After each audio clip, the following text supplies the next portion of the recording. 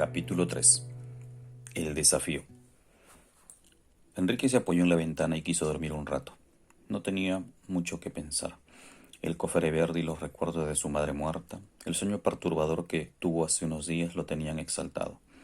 Cuando cerró los ojos, sintió que su cuerpo se desprendía, que algo salía de él y le daba una calma que solo se dejó llevar. Al abrir los ojos, sintió como un chorro frío de agua caía sobre su cuerpo, agarrado en el bote que lo llevaba río arriba, en plena lluvia y con la crecida que era común para los habitantes del valle. Durante décadas, el río Apurímac fue la principal vía de transporte para ingresar al Braem. Los colonos que habían migrado desde los años 60 debían viajar en botes durante unas 8 a 12 horas, sorteando todo tipo de peligros y aventuras, unas para contarlas, otras para hundirse con ellos entre las turbulentas aguas de tan majestuoso y mágico río.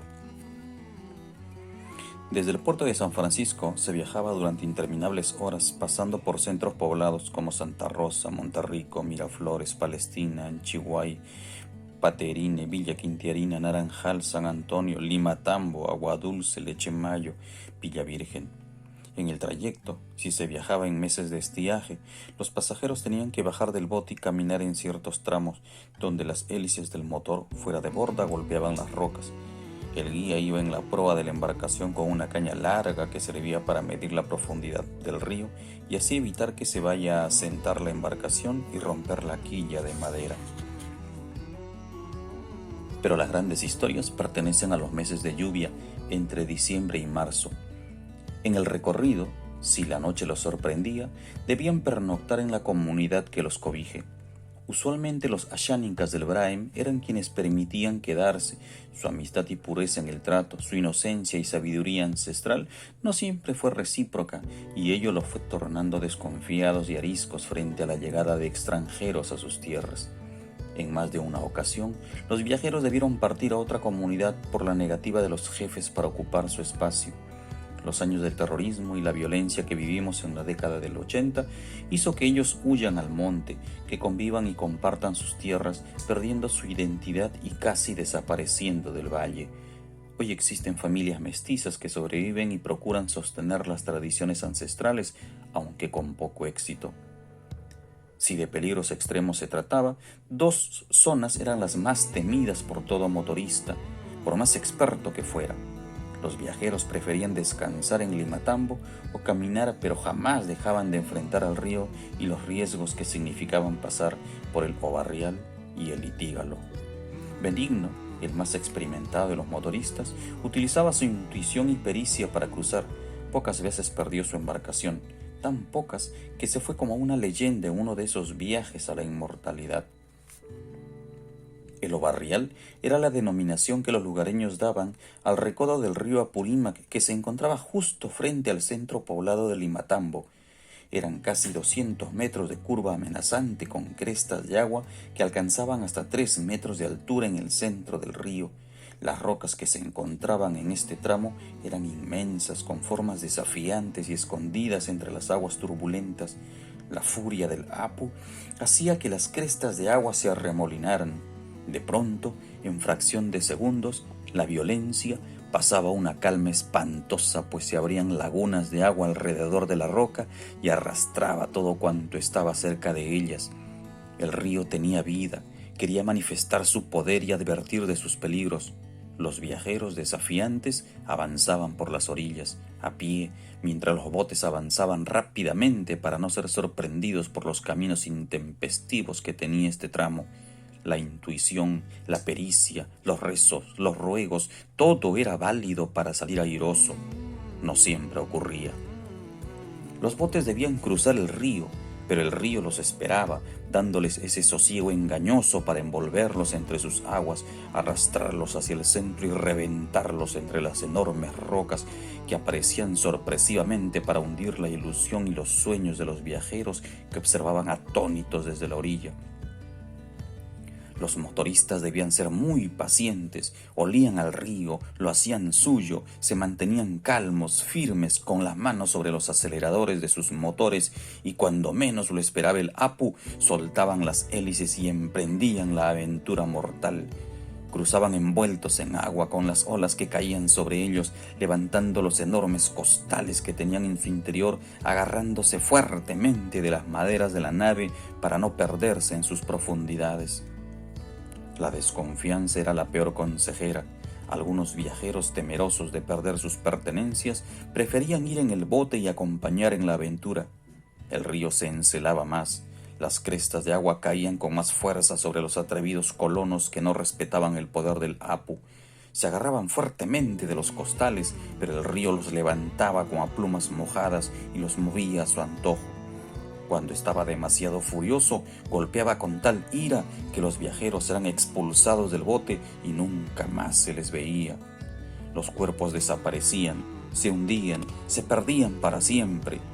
Desde la orilla, los demás observaban cómo se perdían las personas y nadie, jamás en su sano juicio, se atrevió a lanzarse al agua para intentar siquiera salvar a una de estas personas. Jamás. Bueno, salvo Benigno.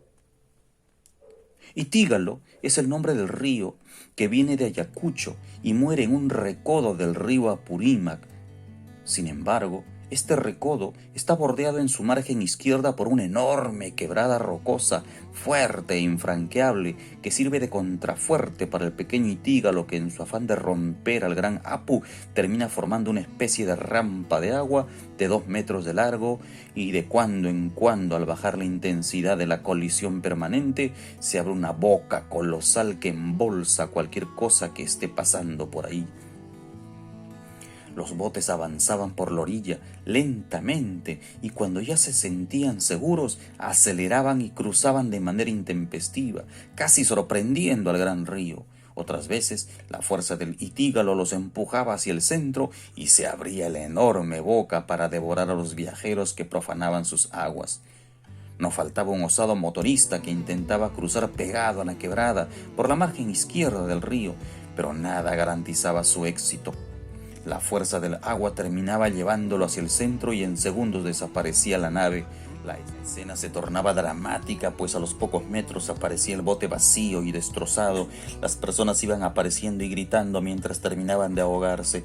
Los viajeros de los otros botes gritaban, lloraban, suplicaban, querían retornar, pero este era un punto sin retorno, pues volver implicaba pasar nuevamente por el Obarrial y eso era garantizar su muerte. Había que seguir. Nadie sabe exactamente qué hacía o permitía cruzar este paso llamado Itígalo. Solo se sabe que algunos pocos lograban cruzar y contar su hazaña. Otros tantos perecían entre sus aguas para formar parte de la leyenda mágica y trágica de este recodo. Muy pocos cayeron, se salvaron y contaron lo que vieron. Benigno fue uno de ellos, aunque no sería por mucho tiempo.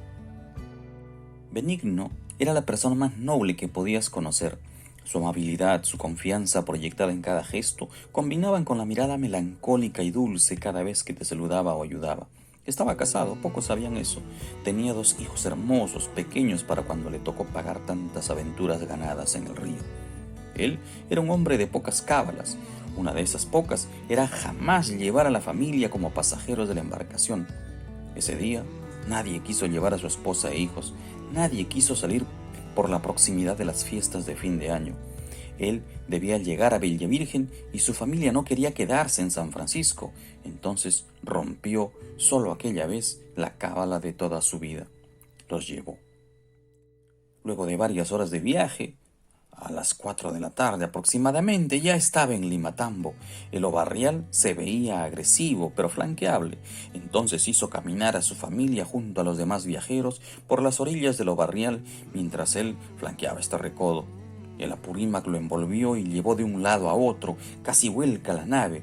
Perdió varios sacos de arroz por la fuerza de los golpes de agua, pero logró cruzar. Aturdido por la gesta, pero transmitiendo una pasividad extrema, avanzó hasta alcanzar el final del recodo y esperar a los viajeros que venían a pie. Él entendió que ya nada más podía pasar. Lo peor ya estaba superado. El Apurímac lo conocía y sabía de su nobleza y humanidad.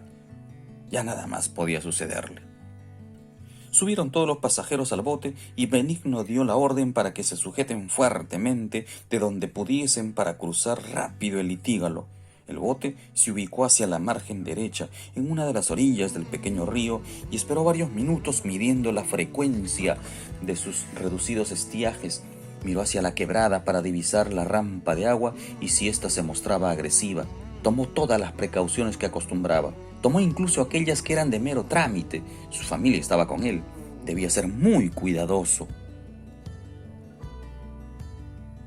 De pronto aceleró, avanzó unos metros, una enorme cresta de agua lo frenó bruscamente e hizo retroceder. Se volvió a cuadrar, al borde del río, esperó unos minutos, avanzó nuevamente. Esta vez quiso jugar con el río, se metió directamente hacia el centro para pasar por esa rampa de agua. Se abrió una enorme boca y se tragó a todos. Fueron segundos interminables. El río se calmó y amansó sus aguas. El litígalo dejó de golpear al Apurímac por unos instantes. Los cuerpos fueron apareciendo uno a uno como pocas veces. El río los devolvía. Benigno salió nadando por la margen derecha. De inmediato se puso de pie y empezó a gritar como loco. Llamaba a sus hijos, a su esposa. No lograba verlos. Era difícil distinguirlos entre tantas personas intentando nadar y pedir auxilio. Hasta que logró verla, arrastrada por el torrente, río abajo, hacia el obarrial. Benigno se lanzó sin pensarlo. Nadó con todas sus fuerzas hasta alcanzarla. Ella envolvió sus brazos sobre el cuello del motorista. Él intentaba mantenerse a flote y salir antes de llegar al obarrial, pero el río lo siguió arrastrando.